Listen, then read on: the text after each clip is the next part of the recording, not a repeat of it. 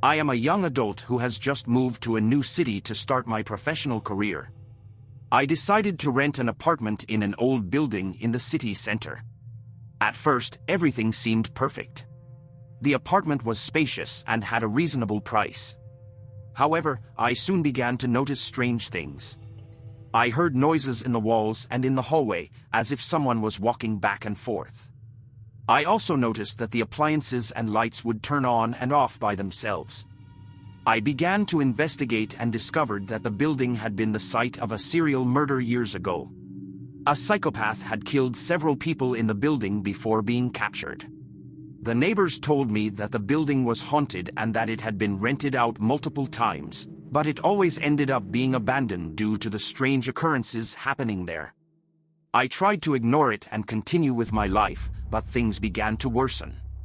I had terrifying nightmares every night, where I saw the killer murdering his victims in my own apartment.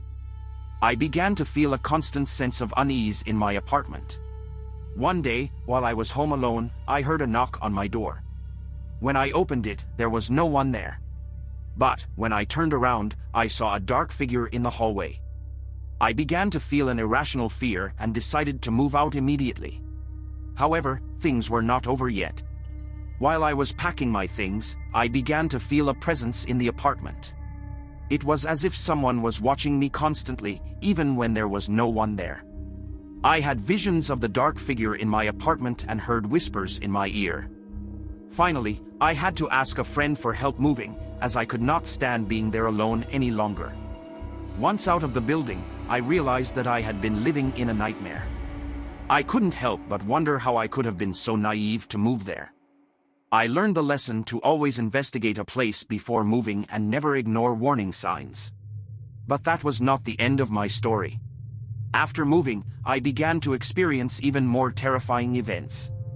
I often saw the killer in my dreams, and sometimes even saw him in real life, walking on the streets or sitting on a bench near my new apartment. I began to feel followed and harassed. I even received anonymous threats on my phone and email. I felt like I couldn't escape this malignant presence that seemed to have taken over my life. Finally, I decided to seek help from a psychiatrist and a medium to try to understand what was happening.